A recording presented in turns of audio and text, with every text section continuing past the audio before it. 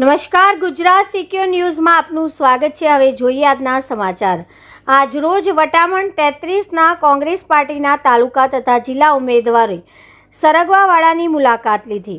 આજરોજ કોંગ્રેસ પાર્ટી વટામણ 33ના જિલ્લા તેમજ તાલુકા ઉમેદવારોએ સરગવાવાડા ગામની મુલાકાત લઈ ગામમાં જનસંપર્ક કાર્યક્રમ યોજ્યો હતો। આ મુલાકાત દરમિયાન ઉમેદવારોએ ગામના વડીલો, યુવાનો તથા બહેનો સાથે મુલાકાત કરી તેમની રોજિંદી સમસ્યાઓ અને જરૂરિયાતો વિશે વિગતવાર ચર્ચા કરી હતી।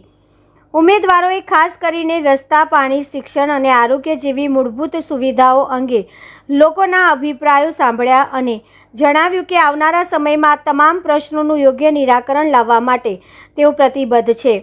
તેઓએ કહ્યું કે વિકાસ માત્ર વચનોમાં નહીં પરંતુ કાર્ય દ્વારા સાબિત કરાશે।